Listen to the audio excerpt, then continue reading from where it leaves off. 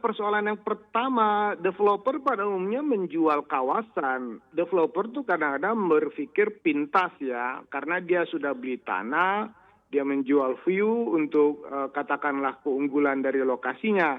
Nah, yang menjadi pertanyaannya, property right dalam arti status kepemilikan tanah dan dikembangkan untuk kegiatan usaha itu harusnya mengikuti development right, bahwa hak membangun diatur oleh pemerintah. Tetapi kan dalam hal ini kadang-kadang pemerintah dalam posisi andilau tuh antara dilema dan kegalauan. Diizinkan atau tidak? Kalau tidak diizinkan, potensi ekonomi bisa hilang.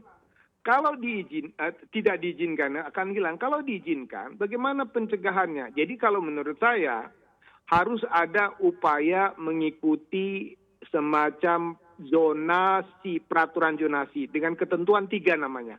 ITBX itu ada peraturan. I itu diizinkan, artinya semua persyaratan peruntukannya, penggunaannya itu sudah tidak ada masalah. Secara tata ruang tepat, secara lingkungan bagus, dan aspek lainnya sudah tidak ada masalah. Diizinkan.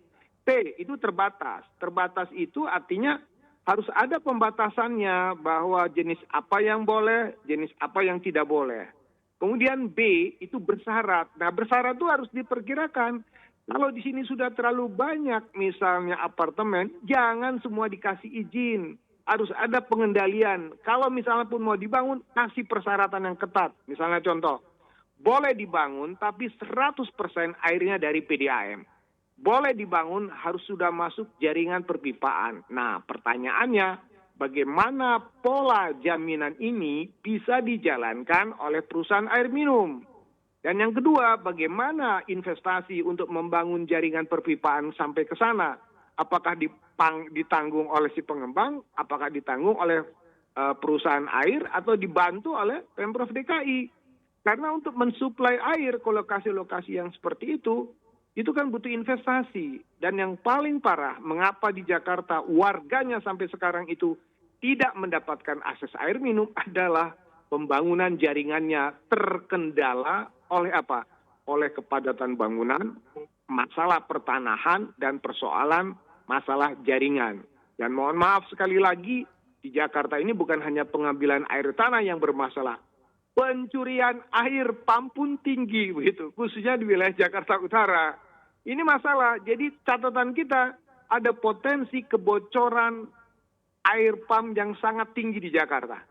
Itulah penyebabnya persoalan air itu menjadi persoalan besar.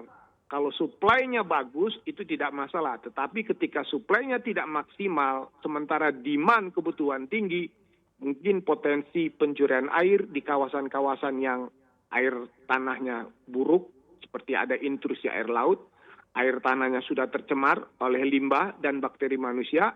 Ketika air tanah itu sama sekali tidak dipakai, maka biasanya masyarakat mengambil jalan pintas. Nah, sekarang pertanyaannya, berani tidak pemerintah memberikan persyaratan-persyaratan yang sangat ketat untuk yang berinvestasi di wilayah Jakarta Utara? Dan yang kedua, berani tidak pemerintah menindak mereka yang melakukan pencurian air atau mengambil air tanah secara berlebihan? Jangan lupa unduh aplikasi CNBC Indonesia di Google Play Store dan App Store untuk ikuti terus perkembangan terkini terkait berita ekonomi dan bisnis.